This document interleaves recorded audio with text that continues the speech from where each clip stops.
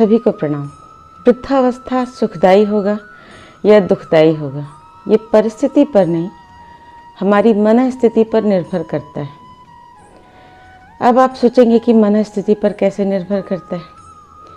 भाई, एक ही परिस्थिति किसी को तोड़ देती है और किसी को जोड़ देती है भगवान से। एक ही परिस्थिति किसी को बर्बाद कर देती है तो कोई उसी परिस्थिति का लाभ उठाकर नाम कमा लेता है। कैसे संभव है? मन स्थिति से। तो आज वृद्धावस्था को आनंदमय बनाने के लिए आपको मैं कुछ सूत्र देने जा रही हूँ, जो परम पूज्य गुरुदेव पंडित श्री राम शर्मा आचार्य जी की पुस्तकों से ही है। उनकी कुछ पुस्तक आप लोग जरूर पढ़िए, जिसमें है जो 55 के हो चले, आनंदमय वृद्धावस्था, मन के हारे हार है, मन के जीते जीत, और जीवन जीने की कला।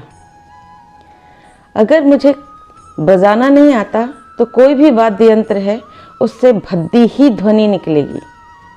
इसी तरह अगर मुझे जीवन जीना नहीं आता तो मुझे कैसा भी परिस्थिति दे दो, मेरे जीवन से भद्दे ही सुर निकलेंगे, फ्रस्ट्रेशन ही निकलेगा। तो हम क्या करें? आज आनंदमय व्यवस्था के लिए एक मैं आपको ध्यान बताने जा रही हूँ, जिसे आप लोगों को करना है। उससे पहले आप एक कहानी सुनिए कि मान लीजिए एक व्यक्ति जा रहा है, उस कप उसके हाथ में है और किसी ने उसको धक्का दे दिया। तो एक चीज़ बताइए, उसके कप से क्या गिरेगा? आप बोलेंगे जो भरा होगा वही गिरेगा ना, यही बोलेंगे ना। तो यदि मान लीजिए उसके कप में दूध भरा था तो दूध गिरेगा, चाय भरी थी तो गर्म चाय गिरेगी, और ठंडा जल भरा हो तो ठंडा जल गिरेगा। यानी धक्का देने की प्रक्रिया तो दूसरे ने की, ट्रिगर पॉइंट दूसरे ने किया, लेकिन रिजल्ट अलग अलग हुआ। क्यों होगा? क्योंकि जिसके अंदर जो भरा है वही निकलेगा। 3 बलून ले लीजिए, एक में हरे रंग का पानी भर लीजिए, एक में नीले रंग का पानी भर लीजिए, एक में सादा रंग का पानी भर लीजिए, और एक चौथा बलून भी ले लीजिए, इसमें हवा भरी है। अब सुई से चारों बलून में आप छेद करिए, तो क्या होगा? जिसमें जो भरा होगा वही बाहर आएगा। वैसे ही यदि आप ये कहते हैं कि मुझे सामने वाला क्रोध दिला रहा है, सामने वाला मुझे फ्रस्ट्रेटेड कर रहा है, तो ऐसी बात नहीं है। वो तो सुई की तरह आपको चुभो रहा है, लेकिन आपके भीतर क्या भरा है जो निकल रहा है? फ्रस्ट्रेशन है तो फ्रस्ट्रेशन निकल रही है, क्रोध है तो क्रोध निकल रही है। मान लीजिए, एक और उदाहरण देते हैं। मान लीजिए आप कहीं गए हैं और आपको 10,000 रुपये मिल गए रास्ते में। अब आप बहुत खुश हैं। घर में किसी बच्चे ने कप तोड़ दिया तो आप क्या करेंगे? कोई बात नहीं, क्योंकि आप अपनी खुशी को बर्बाद नहीं करना चाहते। उस कप टूटने से भी आपके अंदर की, क्योंकि खुशी भरी है इसलिए खुशी निकल रही है। और यदि मान लीजिए आपके 10,000 रुपये चोरी हो गए और आप घर आए, कप टूटा, घटना वही है, लेकिन अभी आप क्या करेंगे? आपको ऐसा लगेगा कि ये वही बच्चा है जिसने आपके 10,000 रुपये चुराए। आप उसको अनावश्यक ज़रूरत से ज़्यादा पीट देंगे। तो अब आप सोचिए कि समस्या कहाँ है? परिस्थिति में समस्या है या मन स्थिति में समस्या है? मन स्थिति में समस्या है। आपके बच्चे आपकी सेवा कर रहे हैं या नहीं कर रहे हैं, ये आपके दिए संस्कार बता रहे हैं। इसके लिए कोई दूसरा जिम्मेदार नहीं है। आपकी बहू जिम्मेदार नहीं है, आपका दामाद जिम्मेदार नहीं है।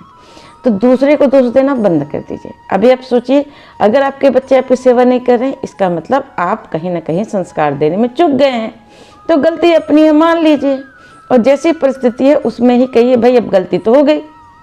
अगर रोटी बनाते समय हाथ जल गया तो जल गया, अब उसमें ऑइंटमेंट लगा लीजिए। बार बार उसके चिंतन करके क्या फ़ायदा? वैसे ही अपने बच्चे, बेटे, बहू सुन रहे हैं, अच्छी बात है, नहीं सुन रहे हैं और भी अच्छी बात है। अपने मन को समेट लीजिए। और अब ये जो मैं आपको ध्यान बताने जा रही हूँ, ये ध्यान आपको करना है। ध्यान कैसे करना है?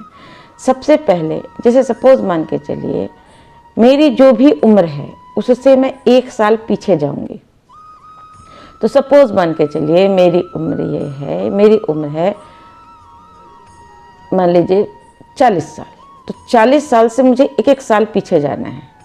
तो 1 साल पीछे मैं जाऊंगी 39, 38, 37, इस तरह से मैं जाऊंगी और अपने जन्मदिन को सोचूंगी।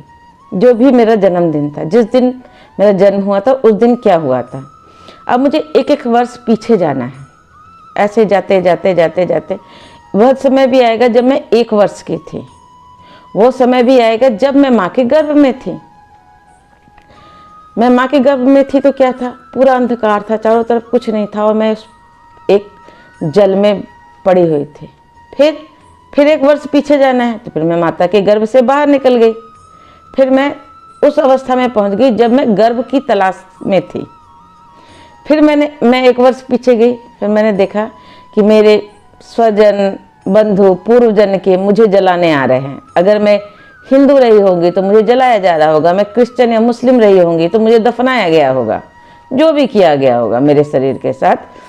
तो वो लोग आए, मुझे छोड़ के चले गए। अब मान लीजिए मैं हिंदू ही थी तो चिता में मेरी आग लगा दी गई।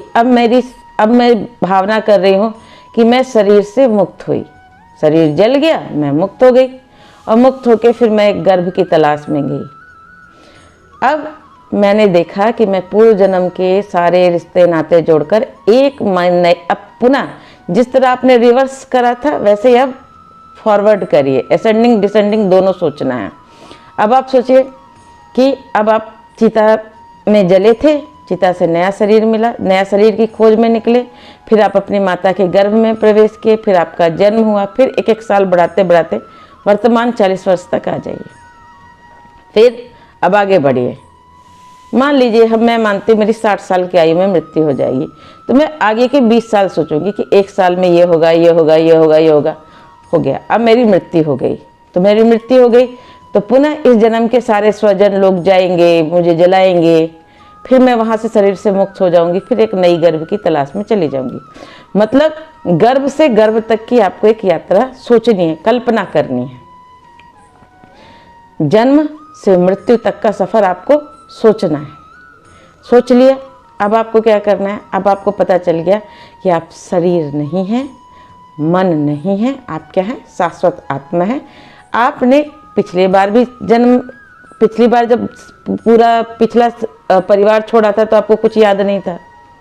नए इस जन्म में आपको पिछले जन्म का कुछ भी याद है नहीं है। वैसे ही अगला जन्म जब आप लेंगे तो इस जन्म का आपको कुछ भी याद नहीं रहने वाला। तो फिर मोह किस चीज का, मोह काहे का। अब आप थोड़ी देर के लिए कमर सीधी कर लेंगे। अगर आप मेरी तरह ऐसे नहीं बैठ पा रहे हैं तो आप क्या कर लेंगे, चेयर पे बैठ जाएंगे। ध्यान रखेंगे पीठ को तो आप सपोर्ट देंगे लेकिन गर्दन को कोई सपोर्ट नहीं देना। गर्दन सीधी रखनी है, पीठ सीधी रखनी है। कमर में अगर ज़रूरत पड़े तो आप तकिया लगा लें लेकिन पीठ सीधी रखें। थोड़ी सी ऊपर रखनी है और आंखें बंद करनी है और भावना करनी है। अब मन ही मन पहले 3 बार गहरी सांस लीजिए।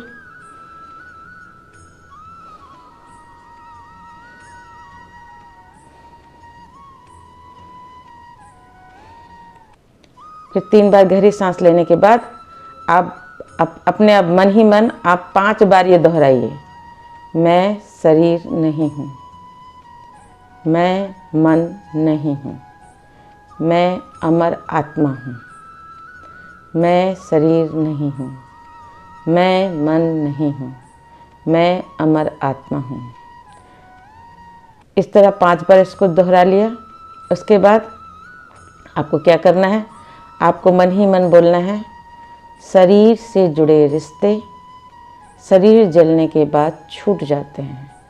शरीर से जुड़े रिश्ते शरीर छूटने के बाद, जलने के बाद, नष्ट होने के बाद छूट जाते हैं। हमारे साथ क्या जाता है, हमारे अपने कर्म हमारे साथ जाते हैं, हमारे पुण्य पाप ज्ञान हमारे साथ जाते हैं। तो हमें क्या करना है, अपने ज्ञान में वृद्धि करनी है, अपने पुण्य में वृद्धि करनी है और अपने पापों के शमन के लिए हमें साधना करनी है। हमें नए जन्म की तैयारी करनी है। वृद्धावस्था वह अवस्था है जैसे बच्चे कंपटीशन की तैयारी करते हैं ना, ग्रेजुएशन कंप्लीट होने के बाद कि अब हमें जॉब चाहिए या हमें व्यवसाय चाहिए, उसकी तैयारी करते हैं। वैसे ही अब वृद्धावस्था वह समय है जब हमें नए जीवन की तैयारी शुरू कर देनी चाहिए कि जो हम नया जीवन लेने जाएंगे उसके लिए हमें क्या क्या तैयारी करनी चाहिए। अब आप ये तो नहीं चाहेंगे कि किसी के घर में आप जन्मे तो मूर्ख होके जन्मे, आप देखते होंगे कुछ बच्चे जन्म से ही बुद्धिमान होते हैं, कुछ जन्म से ही मूर्ख होते हैं, उनको बड़ी मेहनत करनी पड़ती है। क्यों? कि वो जन्म से जो बुद्धिमान होते हैं वो पढ़ते पढ़ते मरते हैं। भगत सिंह को फांसी लगने वाली थी तो वो पढ़ाई कर रहे थे, श्रीमद् भगवद गीता पढ़े, सबने कहा कि आप इतना पढ़ क्यों रहे हो, तो आप मरने वाले। बोले मैं मरने वाला हूँ तो क्या हुआ, अगला जन्म जब लूँगा, मैं जिस माता पिता के घर में जन्मूंगा उसको मैं बुद्धू संतान के रूप में नहीं मिलना चाहता। मैं चाहता हूँ वो माता पिता खुश हो मुझे पाकर कि हाँ मेरा इंटेलिजेंट बच्चा है, इसकी समझ विकसित हुई है। तो आपको अगले जन्म में जिस माता पिता के यहाँ आप जन्मने वाले हैं उसके लिए एक बुद्धिमान संतान के रूप में जन्मिए ना, तो उसके लिए अनवरत स्वाध्याय कीजिए, साधना कीजिए।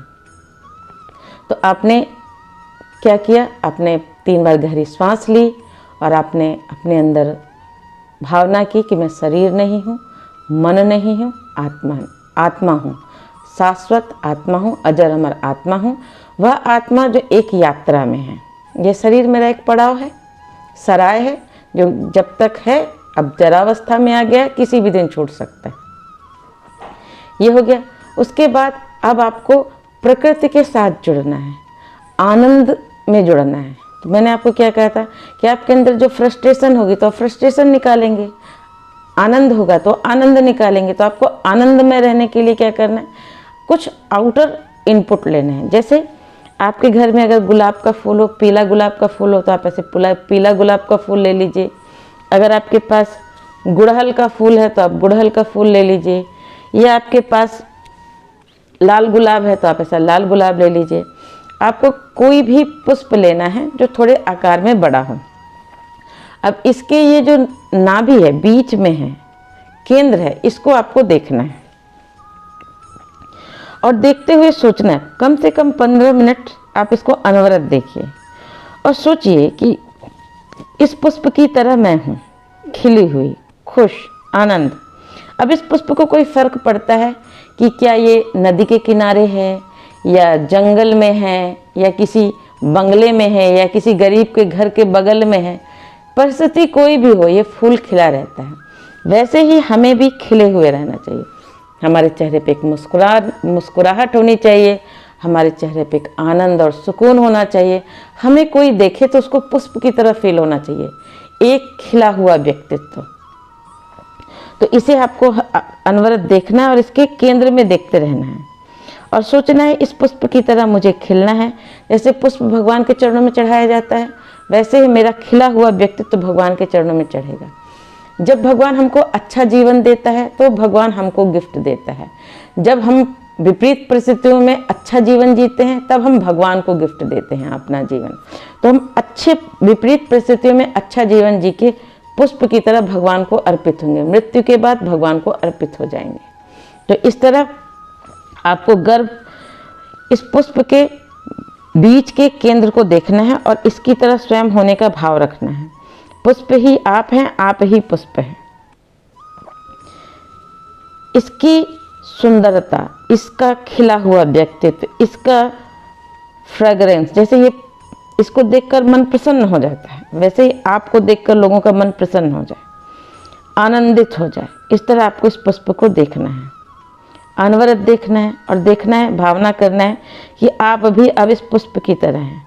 कोई भी परिस्थिति हो, कहीं पर भी हो, बस आपको खिले हुए रहना है, आपको आनंद में रहना है। आपकी मनस्थिति अब आनंद में है। आपको पता है आप शरीर नहीं हैं, मन नहीं है, आप शाश्वत आत्मा हैं। आप पुष्प की तरह अब आपको खिलना है। आपके अंदर आनंद ही आनंद भरा है। कोई आपको कुछ गाली भी देगा तो भी बदले में आपके आनंद ही निकलेगा, उसके लिए आशीर्वाद ही निकलेगा। जैसे संत होते हैं, संत को कोई कुछ भी बोले वो हमेशा आशीर्वाद देते हैं, बोले सब भला हो, सबका भला हो। वो किसी को गाली नहीं देते, कोई उनके साथ अच्छा करे या बुरा करे, उनके लिए दोनों ही समान हैं। इसी तरह आज से आपको कोई आपकी सेवा करे तो कोई आपको गाली दे तो दोनों ही आपके लिए समान है। अब आप स्थित प्रज्ञ हो रहे हैं। अब आपके लिए कोई आपका शत्रु नहीं, कोई आपका मित्र नहीं। जिन्होंने भी आपके साथ बुरा किया है उसको आप क्षमा कर रहे हैं, जिनका आपने बुरा किया है आप उससे क्षमा मांग रहे हैं। आप अपने नए जीवन की तैयारी के लिए तैयार हो रहे हैं। इससे भूल चूक माफ़, नए जीवन में नया आनंद आज से आपका इस संसार में कोई शत्रु नहीं है, कोई मित्र नहीं है, सब भगवान के अंश हैं, सब अंग अवयव हैं। अब आप प्रकृति में कण कण में समभाव से देख रहे हैं। किसी से आपको मोह नहीं है, किसी से आपको राग नहीं है। अब आप आनंदमय हैं। जैसे ये पुष्प को कोई अच्छा व्यक्ति ले, बुरा ले, काला ले, गोरा ले, इसको कोई फर्क नहीं पड़ता, ये बस खिला हुआ रहता है, अपने में खिला हुआ रहता है। इसी तरह आपका स्वभाव अपने में खिला हुआ होना चाहिए। आपके लिए आपका पुत्र और पड़ोसी का पुत्र एक बराबर होना चाहिए। आपके नाती पोता पड़ोसी के नाती पोता एक बराबर होने चाहिए। आपकी भेद दृष्टि समाप्त होनी चाहिए। कण कण में आपको परमात्मा दिखना चाहिए। प्रत्येक व्यक्ति, प्रत्येक जीव में आपको ईश्वर ही नजर आना चाहिए। ईश्वर है, उसकी चेतना है, इसीलिए व्यक्ति जीवित है। जिस दिन चेतना गई, परमात्मा का अंश गायब हुआ, व्यक्ति मृत हो जाएगा। तो आप आज से स्थित प्रज्ञ हैं, इस पुष्प की तरह खिले हुए। इसे 15 मिनट तक देखकर इसके तरह होने का भाव आपको करना है। फिर आप इसको 15 मिनट देखने के बाद अब आपको क्या करना है, इसको रख देना। जितना आप देख सकते हैं, 15 मिनट मैक्सिमम है। शुरुआत आप 2 मिनट, 3 मिनट, 5 मिनट से कर सकते हैं। जब आपने इसको देख लिया, ये सारी चीज़ें कर ली, अब आपको क्या करना है, आंख बंद करना है और मुस्कुराने का ध्यान करना है।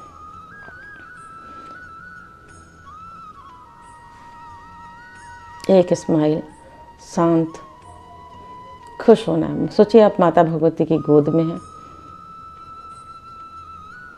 और आती जाती सांस को केवल आपको वॉच करना है, जैसे वॉचमैन होता है ना, वॉच करना है। और आपको मुस्कुराना है।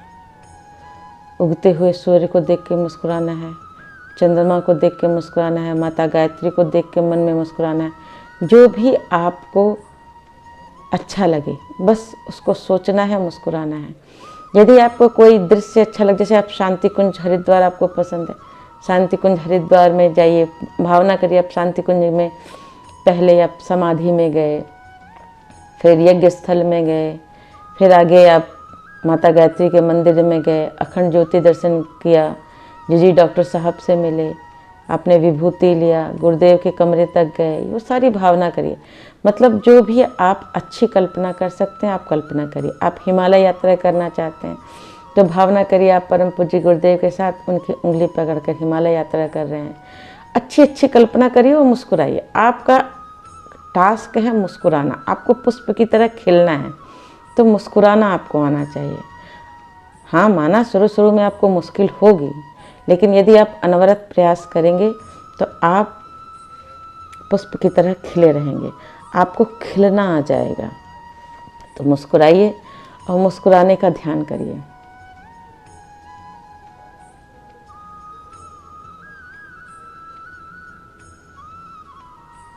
अच्छा अच्छा सोचिए और मुस्कुराते रहिए। ऐसा आपको 5 से 10 मिनट करना है, नित्य करिए।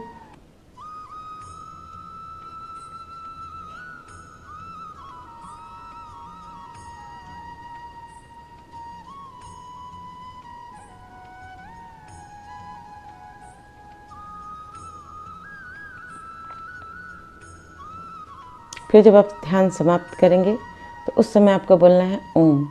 ओम बोलते समय आप ध्यान रखेंगे कि अपना मल द्वार, मलमूत्र विसर्जन के जो द्वार हैं उसको ऊपर की ओर खींचेंगे और ओम बोलेंगे।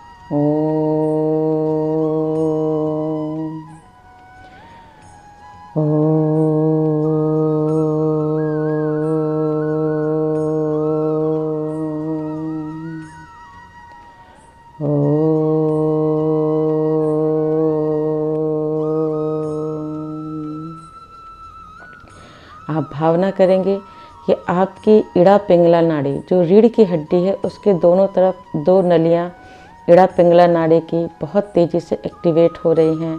कुछ आपको गरम गरम सा प्रवाहित हो रहा है ऊपर की ओर। और आप भावना करेंगे कि आपके 6 चक्र जागृत हो रहे हैं, आपका सहस्त्रार दल खिल रहा है, आपको बहुत अच्छा अनुभव हो रहा है, आप बहुत खुश हैं, बहुत खुश हैं।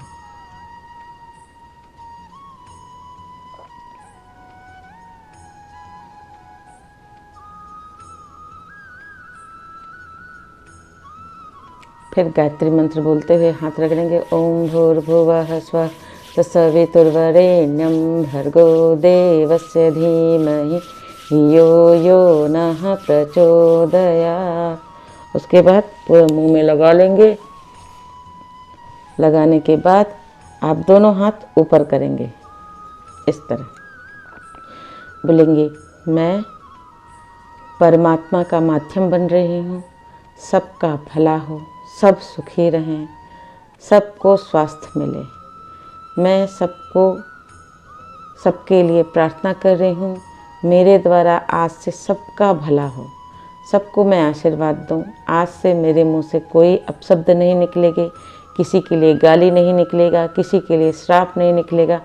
अब मेरा मुंह ईश्वर के मुंह की तरह हो गया है। मैं अब ईश्वर की प्रतिनिधि बन गई हूँ। मैं सबको आशीर्वाद दूंगी। जो मेरा भला करेगा मैं उसको भी आशीर्वाद दूंगी, जो मेरे बुरा करेगा मैं उसको भी आशीर्वाद दूंगी, क्योंकि मेरे पास अब आनंद ही आनंद है। कोई भी मुझे सुई की तरह चुभोएगा तो मेरे अंदर से अब तो आनंद ही निकलेगा, क्योंकि मेरे अंदर क्या भरा है, अब आनंद ही आनंद भरा है। मेरे अंदर सिर्फ आनंद है, खुशियाँ हैं, आशीर्वाद है। अब मैं सबको सुंदर सा आशीर्वाद दूंगी, सबके स्वास्थ्य के लिए प्रार्थना करूंगी। आज से मैं आनंद में हूँ, मैं आनंद में हूँ, मैं पुष्प की तरह हूँ, मैं खिली हुई हूँ।